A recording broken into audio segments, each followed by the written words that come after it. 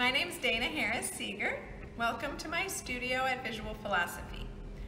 Today I want to talk about acrylic mediums because I get asked a lot about these and I use them a lot. So I'm going to talk a little bit about the different, a few of my favorite types of acrylic mediums. And when I say mediums, all I mean is the acrylic binder that's in most acrylic paints, but without the color, the pigment. So all of these mediums have similar properties. They just, number one, they don't have the pigment, so they're clear. Some dry matte, some dry glossy, some dry a little bit hazy, and we'll talk about what each one does. I've got gloss medium, I've got modeling paste, I have matte gel, and I have matte medium. And the ones I'm using today are from Liquitex, but I also use Golden I like a lot, and the price points are pretty comparable, so are the the makeups. There's just slight differences in the consistency, but I would say overall the quality is the same between Liquitex and Golden. It kind of depends on where you can get them and what your preference is. So let's get started. The first medium I want to talk about is acrylic matte medium. And you can hear that it's pretty liquidy.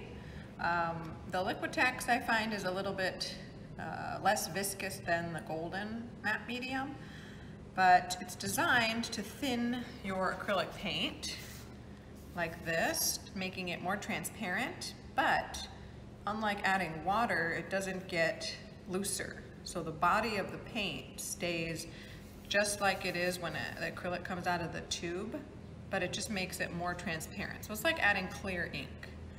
And of course, because it's matte medium, it dries matte. So you can see on this one, it's not shiny, it's just like a matte finish. And this can also be used to glaze over your finished pieces once you've gotten your painting all completed and dried. And I do that a lot. For instance, on this piece, which I prepped just a gel plate print and collage, and then I coated it with the matte medium, which sealed the paper, the collage, in so that when I go to put my encaustic paint on, like this, that the paper, the collage paper doesn't absorb the wax, because the wax has that kind of oily, liquidy consistency. It will oftentimes soak into the paper and change the look of the paper. It will darken it, or it'll create different discolorations. So by first glazing and coating over my collage papers with the matte medium, it seals it. So when I put the wax on, then it's going to stay the same look. It'll look exactly like this. I also like to use it as glue because it's the same material basically as the acrylic paint, it's just clear. So I can, while I'm painting even, I can coat the collage materials with it and then stick them on and smooth them out, and it all stays in the same, as the same material. So this is a really handy. The gloss medium. So the gloss medium does the same thing pretty much as the matte medium, it's just glossy. So instead of drying matte and dull, it will dry shiny.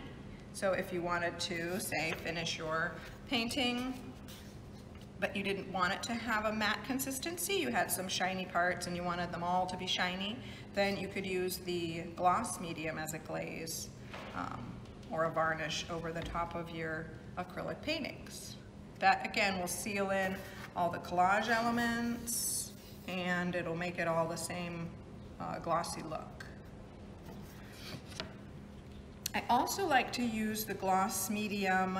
It is just as thin as the matte medium, And I like to use it also as a transfer material. So this piece right here, the scale, has been coated with gloss medium. And what I did was I just took a printout, like a photocopy, a color copy, or a color laser print, because it has to have the toner, but it can be color, it doesn't have to be black and white. And it was on a piece of plain copy paper, and I just coated that paper with the gloss medium. And I did that because I wanted the sort of shininess. It didn't really matter because I was going to put it face down. And I'll have a whole other video about transferring images, but just so you know what you can do with these, you can use the gloss medium also as a transfer material. And you just coat your copy multiple times. And then attach it to the paper. And the way that I get the transparency is that you rub the back of the paper off. So you basically have like this clear skin that you can then move and attach wherever you wanted with the same material. So it's like a glue as well.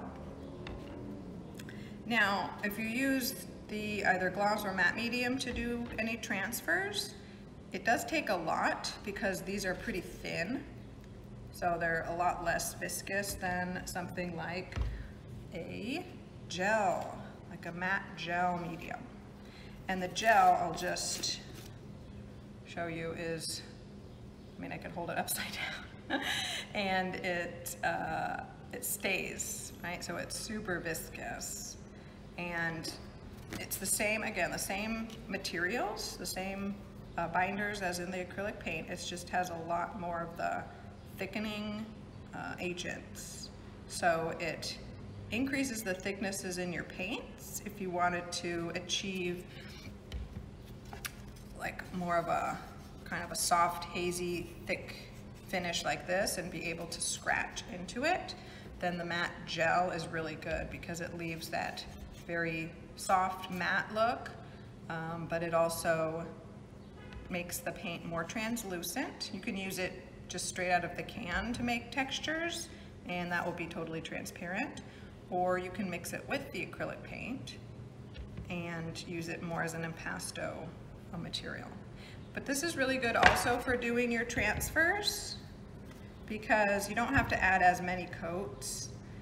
The only drawback is because it's the matte gel, it does tend to get a little cloudy if you add a lot of layers.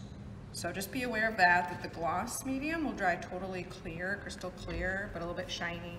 And the matte gel is thicker, so it has more opacity.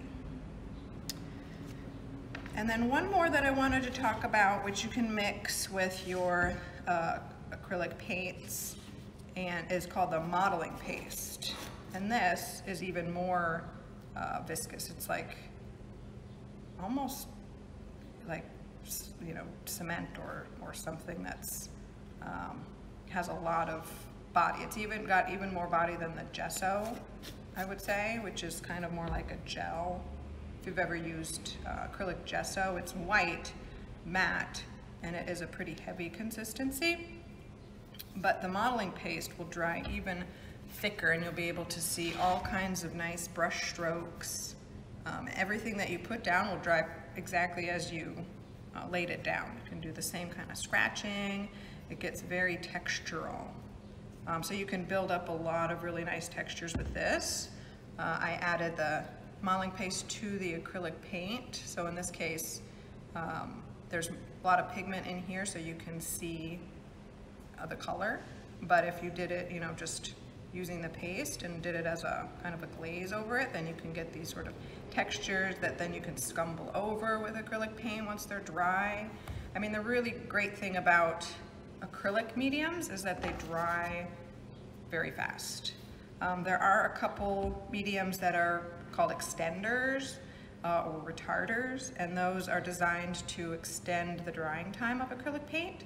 So you can mix them with in not super huge amounts, like a quarter to like 1:4 ratio, I guess would be the maximum that I would do, to your acrylic paints, and they'll take a lot longer to dry. So say you're doing monotypes or jelly plate prints, or you just like working wet and wet and you wanted it to stay wet longer, then you can add the retarder or the extender, because all of these, like the gloss medium, they will dry pretty much as fast as standard acrylic paints. And because I like that, I don't usually use the retarders, but so I hope that gives you a little bit of an idea of what these mediums can do.